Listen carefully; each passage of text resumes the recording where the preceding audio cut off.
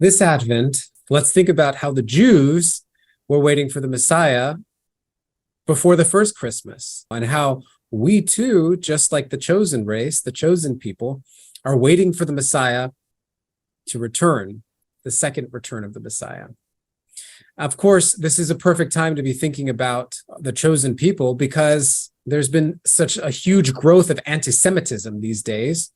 And, well, Christianity does have a history of anti-Semitism, and let's talk about that. Peter and I love history, so let's look at the part of that history that might not be the best.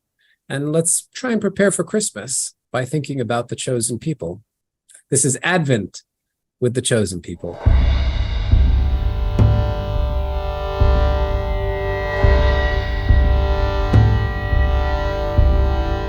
Welcome back, everyone, to the Pinedo Brothers Podcast. I'm JP. I'm Peter. We're so glad that you're with us. Hopefully, you'll be able to get through to this podcast because our last podcast was pretty well blocked, Pete. The only message that Google gave me was sensitive events. You couldn't be talking about sensitive events, and they stifled it pretty well. I'm not quite sure what sensitive events we're talking about. So naturally, I said, let's talk about the Jews this time. That'll get through, don't you think? Yeah, definitely less sensitive. Oh my. One of these, say what you can about Elon Musk. Say what you will, but it's always clear why he bans someone. He's like, I don't like this, so I'm banning you from Twitter, I mean. I really, really dislike this sort of stifling for some, and you can't, doesn't matter how much you ask. I've battled with the Google executives quite a bit. Like, just tell me why. Tell me what is wrong about what we've said. And they never have a direct answer. It's always like, oh, it's sensitive events. And you're like, well, what's the sensitive events? I mean, we talk about a lot of things that could be sensitive. What in particular is it? Like last time, it didn't seem one of our more inflammatory episodes. I mean, we're talking about the Advent and the catacombs. I'm not quite sure what it was. Peter, do you have any thoughts? I don't remember. I know that Google, they kind of remind me also of like Facebook and Instagram too. I remember when we had our Pinedo Brothers Instagram going, we almost got banned for talking about 9/11.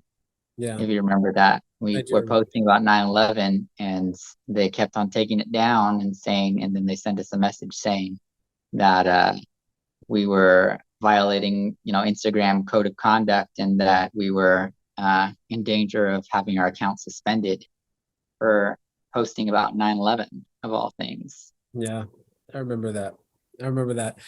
Well, in either case, thank you all for joining us. We hope that you enjoy this conversation as we speak about Christmas and Advent through the lens of the chosen people, the Jews. So a first question that we have up, if we're looking back to the first Christmas, just prior to the first Christmas, looking at the Torah, what can we see? The Torah is another name for the Old Testament for us. There's a slight differentiation between, but there's enough there that we can figure out. What do we see as, what were the Jews of that time expecting in their Messiah? Who did they hope to find? Peter, you have some knowledge into this. What are your thoughts? From my understanding, the Jews during, at that day and age, of course, there was the Roman, what they saw as the Roman occupation of the Holy Land of all of Israel and Judah and Palestine. And so for many, it was a very kind of feeling of a military kind of overthrow, waiting for someone who would, destroy the Roman yoke and restore the days of kind of King Solomon and the grandeur and the glory of Israel as it once was. I know there was a movement of the zealots. Who was it? One of the apostles that was called something the zealot. Which one was he? Simon the Zealot. Yeah, not Simon Peter, right? Simon, another Simon, a lesser Simon. um, but yeah, and so there was this a kind of a militaristic movement that was kind of resisting Roman rule and Roman occupation. And that movement ended up being kind of the downfall of the nation of Israel, and leading to the destruction of the temple. And to this day, it hasn't been built back, which of course is something very significant to the Jewish people. But yeah, it's a time, I think, of great expectation and great hope, and also great almost in despair. Many were kind of despairing on why God had let the Romans kind of take over, and that was just coming off the Greeks having taken over. And so it was from one occupation to another almost, and it was a time of, like I said, great expectation, great hope. Right. And what I think back to is Isaiah, the prophet Isaiah, speaking of your sword shall be beaten down into plowshares. You no longer have the need for the war between nations anymore when the Messiah comes. And that is it's similar to what we as Christians think about.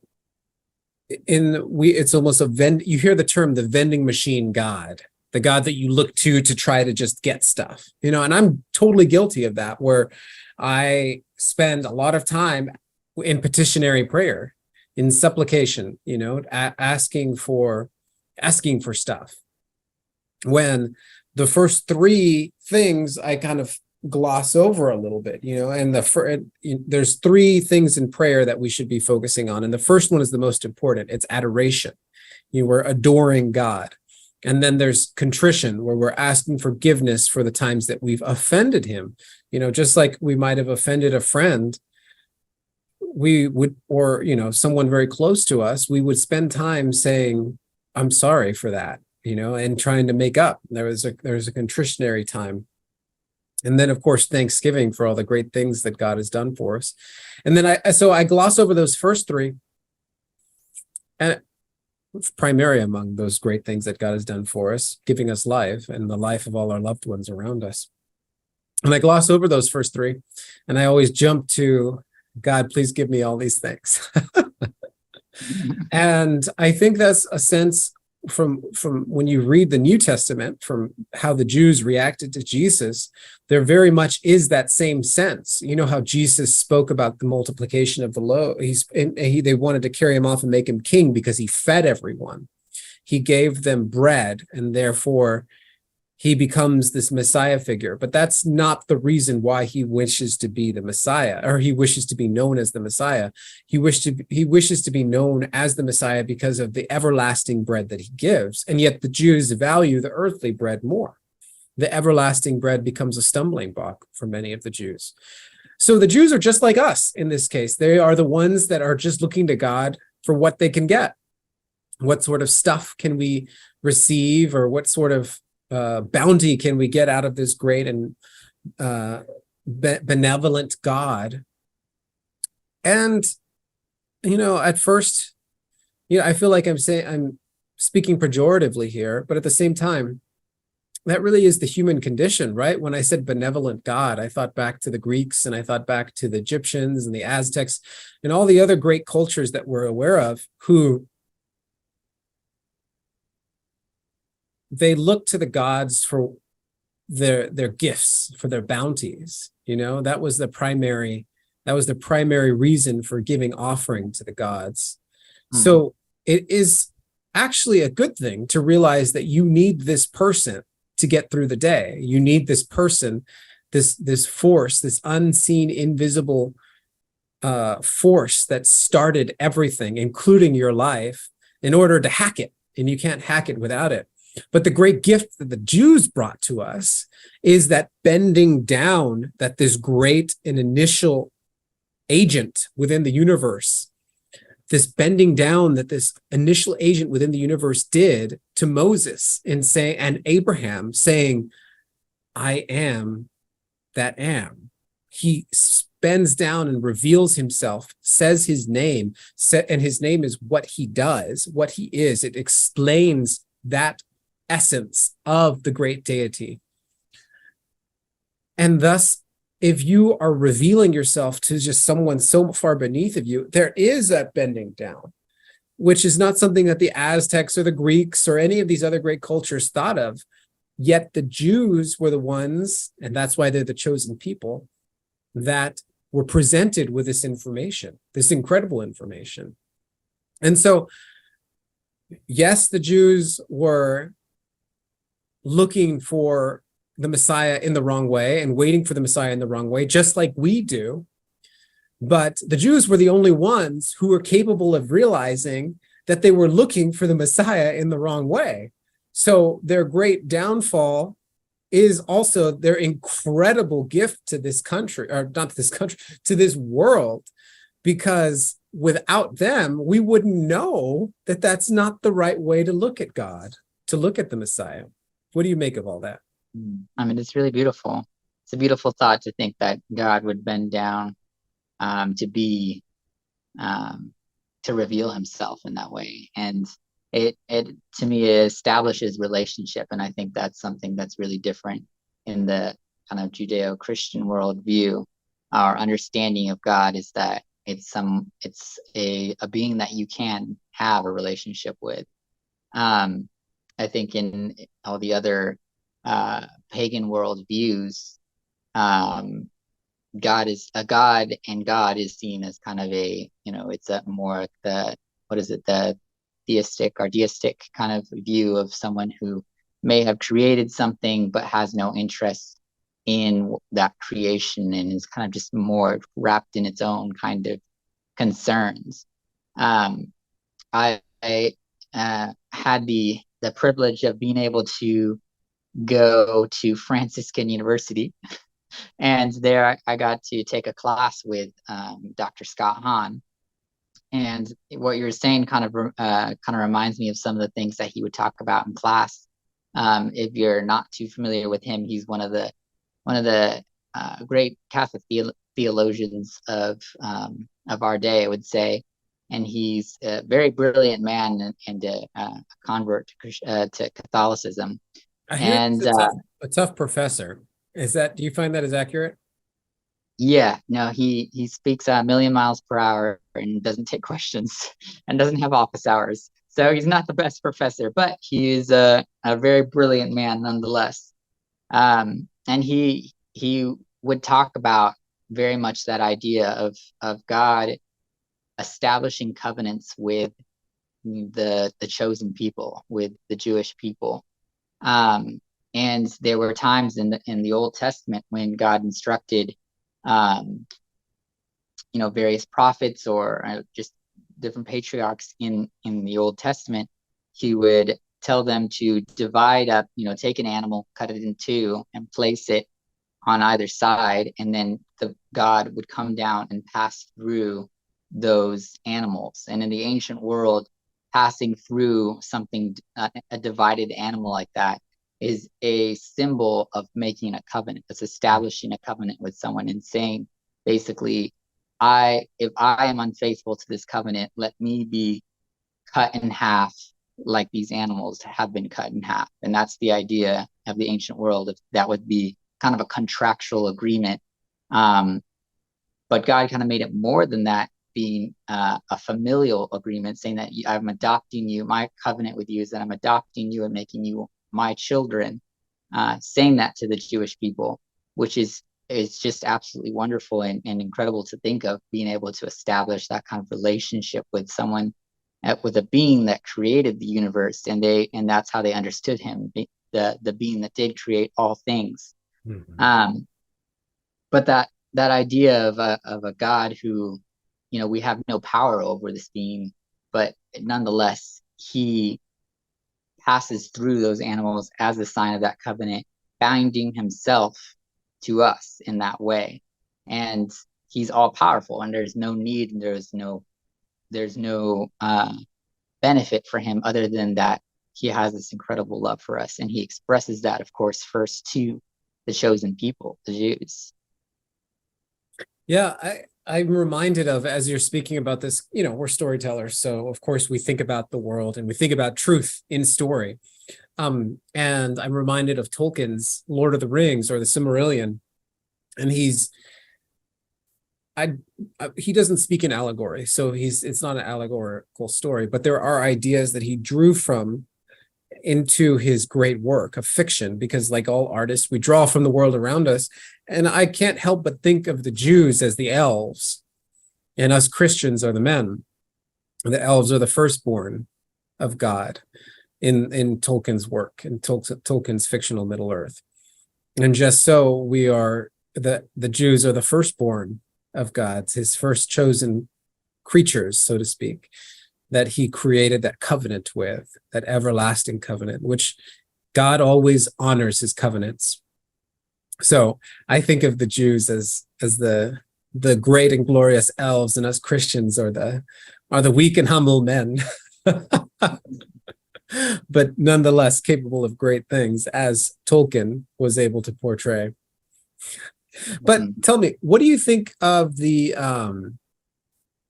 what has been your perception of how the Jews look towards the Messiah now? I was thinking of that when I spoke just now about how God always honors his covenants. So obviously the Jews must continue to look for the Messiah. But when I listen to people like Shapiro or Prager, I think all these centuries has kind of created a different sort of perspective. Have you picked up anything like that? Well, I mean, I think one of the things that does come to mind when I think of how in the Jewish worldview, it's still awaiting an expectation for the Messiah, which, that requires a very impressive amount of faith, to still be faithfully waiting for the Messiah after, thousands and thousands of years. That's a, if nothing else, a very impressive display and act of faith. Because of course I guess I grew up, you were a little older, grew up in a very Jewish neighborhood, and it was a very Orthodox Jew neighborhood. And so there was a synagogue down the street where every Saturday they would walk to, and it was in a world today that I think that is very, we're all caught up in the idea of instant gratification and things that will make us feel good right away. I think it was almost like a very throwback kind of idea that we got to see like every Saturday, the Jewish people faithfully walking back and forth from the synagogue. Because in the Jewish tradition, you're not allowed to drive or work on the Sabbath, and so they had to walk over there. And so I think that like I said, it's a beautiful act of faith, and I think that it's something that I think it's a good thing to be able to see that kind of faith in people. Absolutely. It's incredibly edifying to watch the chosen race continue to wait for their covenant, to be remembered. The thing that I've noticed too, because how much I love listening to Ben Shapiro, and I also enjoy listening to Dennis Prager. I get the sense that that at least understanding Jewish sensibilities through these two very conservative and very religious Jews, I get the sense that the Jews at this point are a little bit like, here's a perfect example. I was listening to Jordan Peterson's Exodus, where he's walking through the book of Exodus, and he has Dennis Prager seated at the table. And Jonathan and Jordan, Jonathan is Jordan's friend, Jonathan Piaget, are speaking about how God uses bad for good. And Dennis Prager goes, God doesn't do that. And they have this like 30-minute long conversation about how their understanding of what God is completely different. How God uses bad for good. And there's a good reason for that. And they came to that reason, this conclusion is that because the cross redeems this great evil.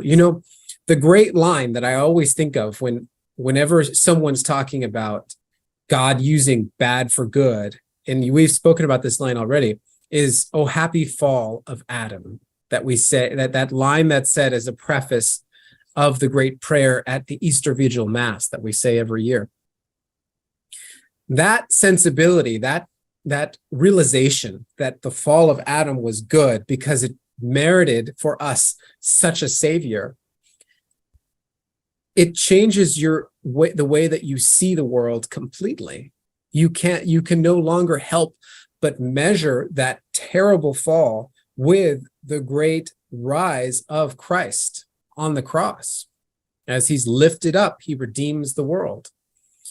All of these things that we as Catholics just take for granted, and as Christians also take for granted, but especially Catholics, we think about the cross all the time. The cross is on our walls, it's behind our altars, it's everywhere. So the cross is that which defines us as Catholics. And that's very important. We shouldn't forget that. So us Catholics, it defines how we think, but the Jews don't have that same perspective at all. That same thought about evil being potentially turned for good is just, it's, for us, it's second nature, but for them, it's just like, what?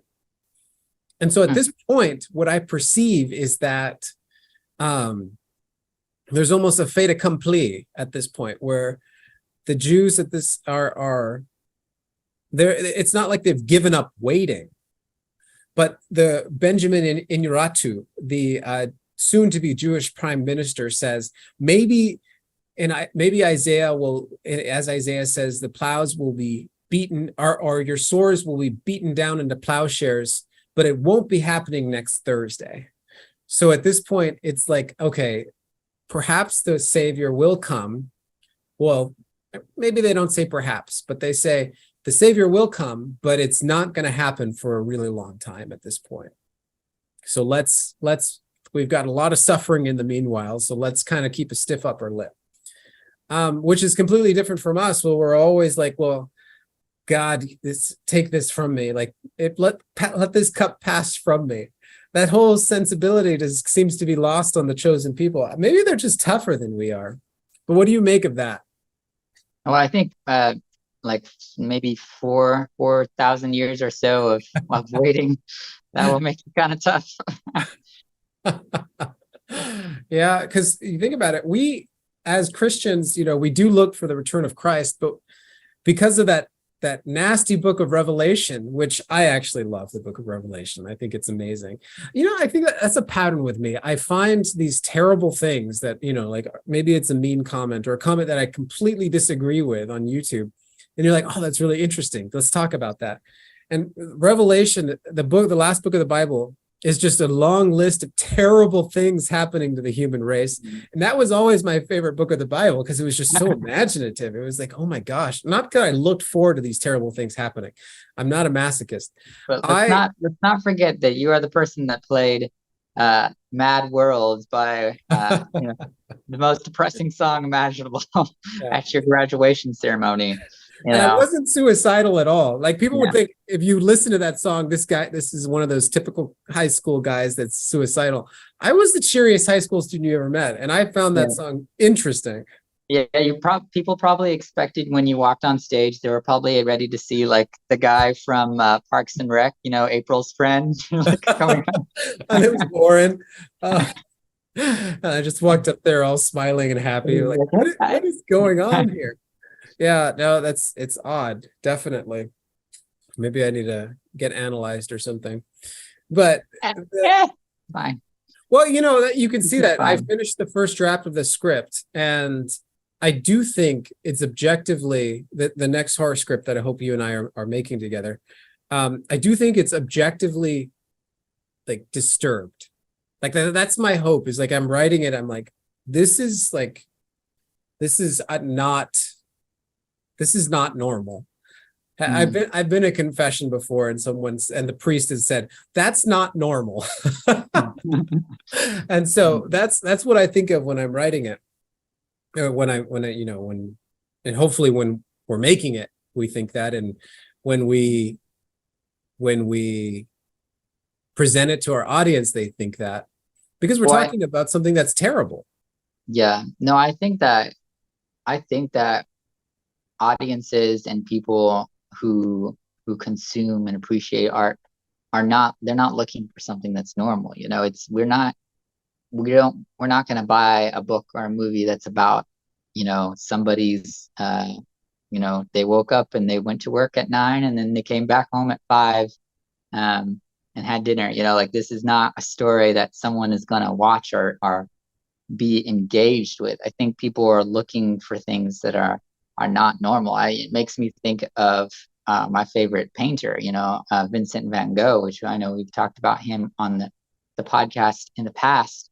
And when you look at his art, it's not normal. You know, I think there's a big difference between him and I don't know if we want to really get into criticizing art or critiquing art here, but talking about Pablo Picasso, like, it's a very different kind of thing where it's like it's not normal, but it's also it's normal in the sense that there's no comprehension in it. You can't understand anything that it's saying. As opposed to Vincent van Gogh, where you can feel the emotion in his painting, and there's distortions in the reality that he portrays, that portrays something that is not normal, and that can be unsettling. Like, some of his paintings are unsettling to look at. But it's interesting, and it speaks to the human condition, which I think is really what people are looking for. Yeah, well, the big point that I look to with Van Gogh is he not only knew the rules of paint and proportion and how artists use their medium to transmit their ideas, but he also honored them. And he didn't usurp them to the fact that he was Salvador Dali. So that's the same thing with us as a filmmaker, is that we're not creating creating Dadaist films. That the Dadaist movement is just, at that point, there's something that is ungodly and demonic about someone just muttering the same word in the corner, and you're filming that, and that is what you transmit to your audience, is insanity. So we give the idea, hopefully in our movie here that we're going to be creating together, of insanity. But while we're creating this idea, there is a plot that gives a frame for it. You know, plot is how we frame our stories, and we respect the conceits and the storytelling techniques behind making a strong plot in order to transmit that which is truly strange and hopefully terrifying. So speaking of terrifying, though, back to Revelation. So I apologize for that far afield for our audience, but hopefully people found it interesting. That's our whole hope, is even if we wander a bit, it's interesting. That's the great thing about podcasts.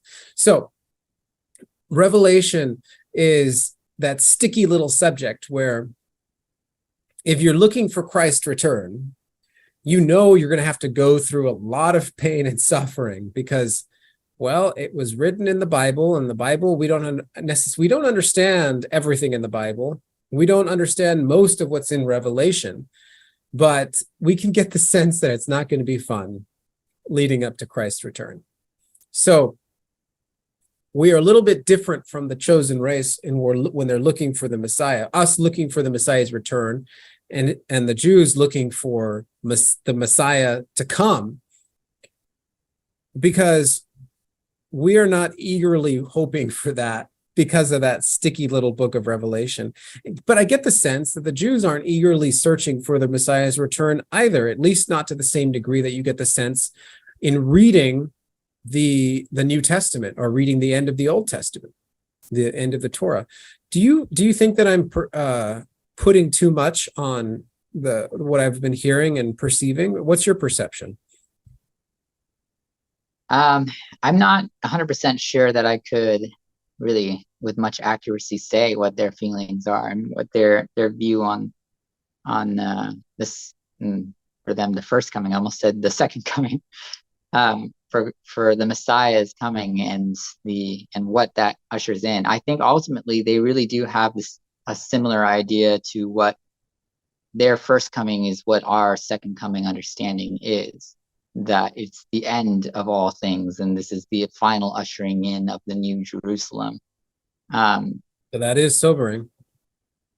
That's right. Not something you're just like, I can't wait for it like a kid on Christmas.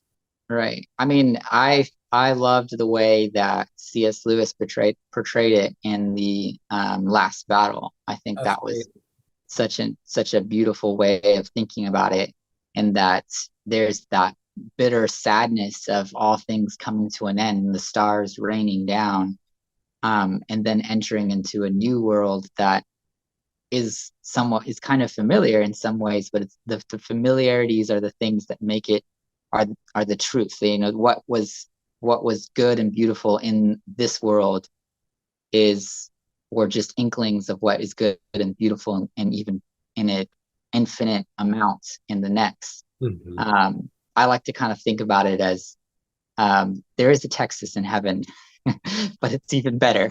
Right.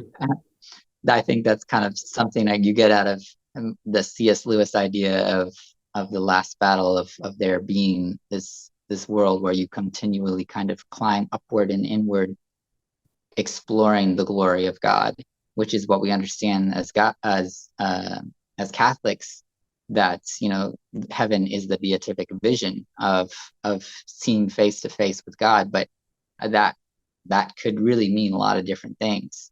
Right. And what C.S. Lewis does so well is answers that great, you know, how there's that stereotypical heaven where people are sitting up on the clouds playing harps. And that's really how that sounds more like hell to me. Yeah, well, it's how non-believers portray heaven, and they think they caricature what we as Christians anticipate our afterlife to be. And I've fallen into this category, which I'm about to describe, which is Christians who do a poor job of speaking about the afterlife. I know I've done a terrible job, but C.S. Lewis, he nailed it perfectly. It's just like circle within a circle, except instead of each smaller circle, the circle inside the next one is larger and larger. He already had this concept down with the wardrobe, The Lion, the Witch, and the Wardrobe. You go into the wardrobe and you go into a world that's larger. It's contained in the wardrobe, but it's larger from the world you just stepped out of. Just like that, it's heaven, where each step inside you keep on running up into this new hill. And the new hill, when you get to the top, there's another hill that's even larger. And each time you enter in, paradise becomes more grand, and you're continually running up into this greater new paradise. So it's a constant motion, it's a constant growth, it's a constant understanding to a deeper level, the beatific vision, like you spoke about. C.S. Lewis nailed it. But I know we're running short on time, and I didn't want to gloss over this, what we spoke about to begin with. The kind of troubled history Christians and the Jews have had. It's definitely not been perfect. Peter, you're the historian of this pair. Tell me a little bit about, in particular, I'm interested in the Catholic Queen in Spain, because I love Spain so much.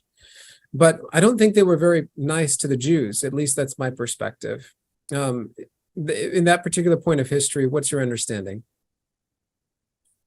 I think that it is very accurate and safe to say that the Catholic kings, that's Queen Isabella of Spain and King Ferdinand of, Queen of Castile and King of Aragon, making modern day Spain, they were what we would consider very cruel to the Jews, in that they didn't do this at first. I mean, it was kind of a culmination of many different factors.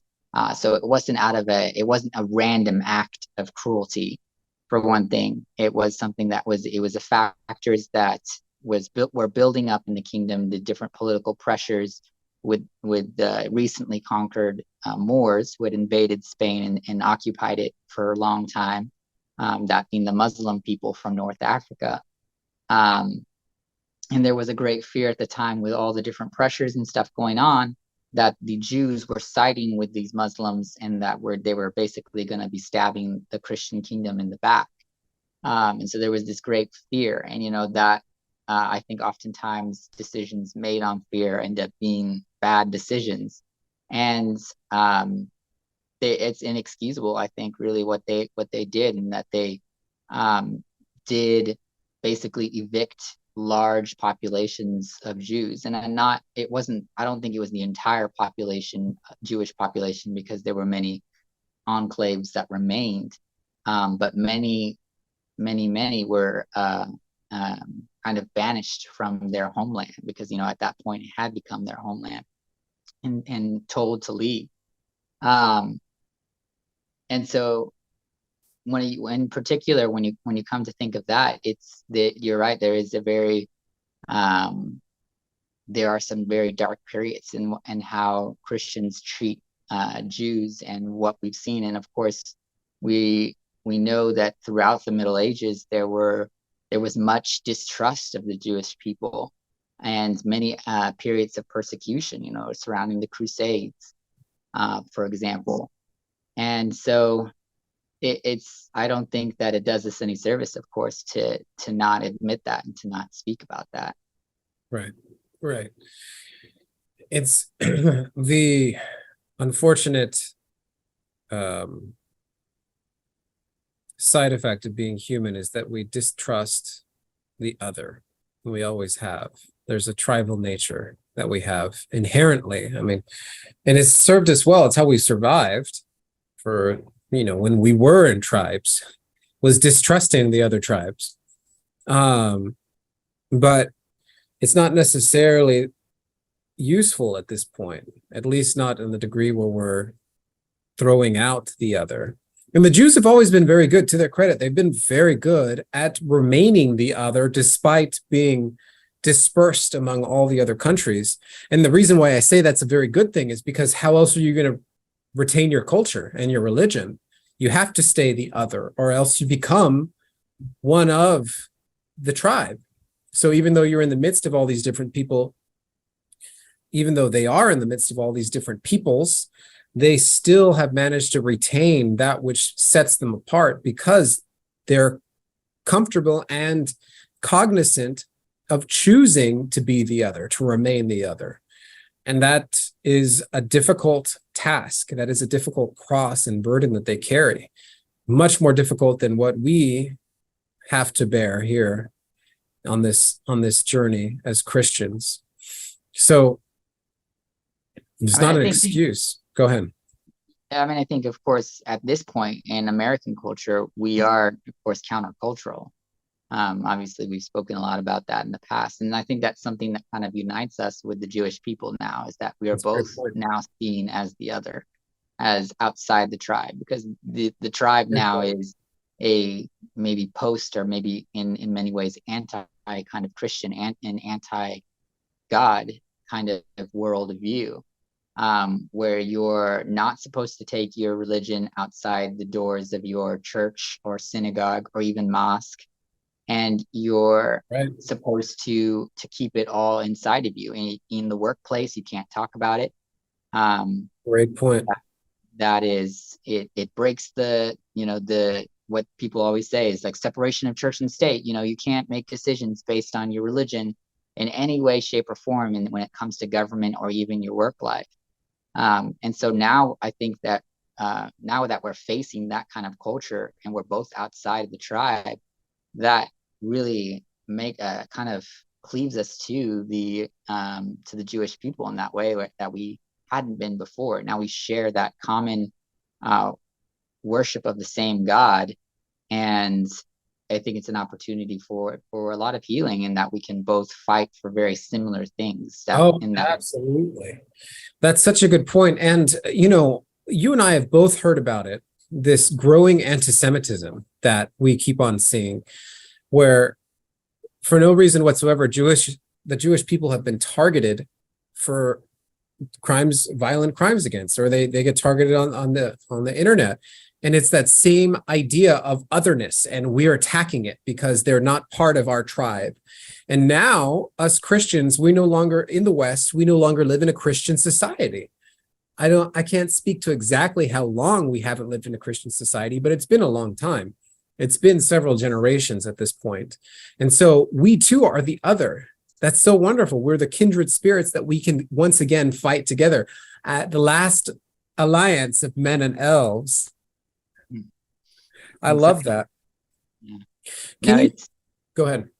Yeah, I mean, I think that we face very, very common struggle there in the kind of a ultimate battle, I think, with a world that our civilization here in the United States and in the West is nominally still Christian. You know, I think the majority of people still identify as Christians, but when you really look and examine, if you dig just a little bit deeper, than what do you call yourself, right, and how do you operate and what do you expect from society, it's deeply anti-Christian. And I think, you know, you have to be aware of that now as a Christian and as a person of faith at all. So including the Jews, that we're facing something that is deeply committed to our destruction.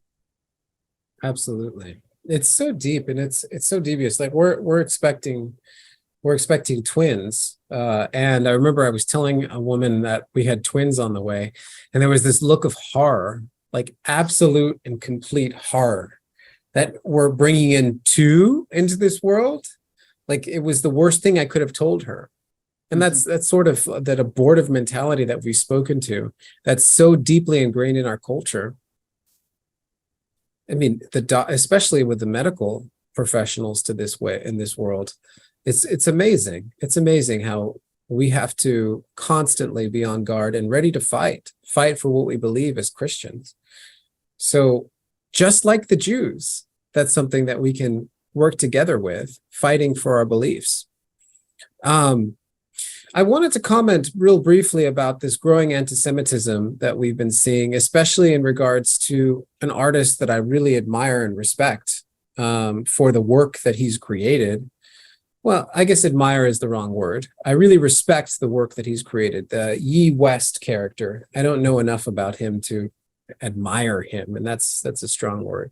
What do you, I don't think there should be much that should be said about it beyond mental illness is really sad. And artists have a long history of having mental illness. So it's something we all have to look out for. Any other thoughts? Some might say that all artists are slightly mentally ill. That's right. That's right. And I don't think there's any, I don't think it's any random event that he is going off the deep end now that he's been removed from his wife and his family. I think wife and family is a huge tethering, a huge tether for any artist, especially an artist like Ye, who's out there constantly doing crazy things. He's on the edge of chaos at all times. And now he no longer has that connection anymore. So someone who already is prone to mental illness is even less connected to that which makes him sane. So I think that it's a very sad thing. But most anti-Semitism does not have mental illness as an excuse. So it's just one isolated case among many. I think that obviously what he most recently said is inexcusable, and you can't excuse that at all, and it does no one service to try to justify what he said. And I've seen, I guess, at least on Twitter, many people trying to justify what he was saying, and that is terrible. You can't do that. But like you said, he is someone who is mentally disturbed in many ways, and he is someone who also is having a really a character arc, in that he's been saying outrageous and incredible, things for just a long time.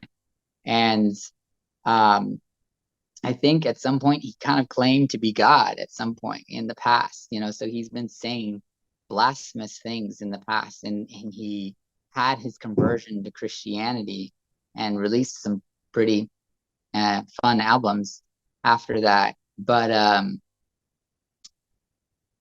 I think that in many ways we can still pray for him, and that he'll be able to kind of finally, in a way, come back to reality and being able to embrace God as God truly is. And obviously God is not someone who's condemning his own people. Right. I just hope he doesn't do something that ends his life. Insanity has a way of escalating to that point. I'm hopeful that doesn't happen. So yeah, we got to pray for him. In the meanwhile, I still really like his music. I think his music is pretty dope.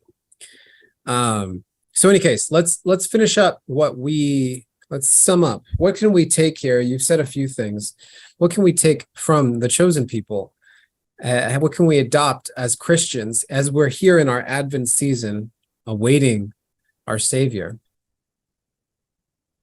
What can we adopt from the chosen people? Well, I think that there is, like I was saying, that great act of faith is something to be admired and something to learn from.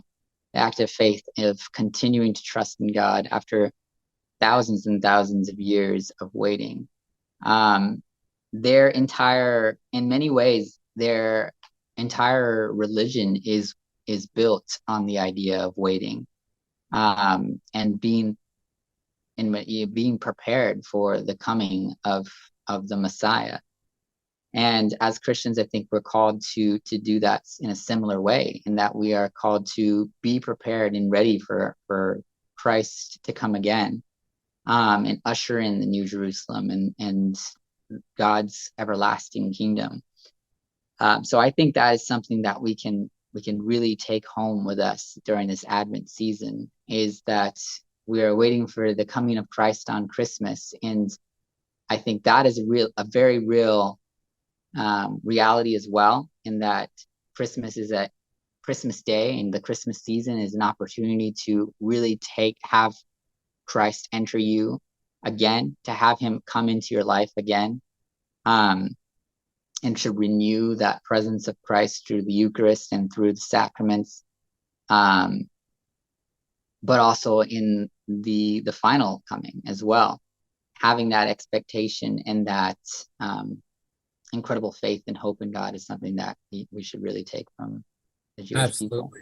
So good, so true. And I want, despite the fact that is beautiful, and my point that I'd like to leave everyone is much less beautiful, but I admire the Jewish people for their practicality. It seems to me that is something that has enabled them to survive despite being in incredibly hostile situations. They've managed to survive, and they're incredibly practical. They are so good at making community and building up members of their community so that they can support their families. That is such a good thing. And us as Catholics are terrible at community. We need to be able to build our Catholic communities. So what I'm going to remember and try and take from the chosen people this Christmas or this Advent season is, let's try and be a little bit more cognizant of our Catholic community and try to build it up. Mm-hmm. Try to support those Catholics amongst us that need support, and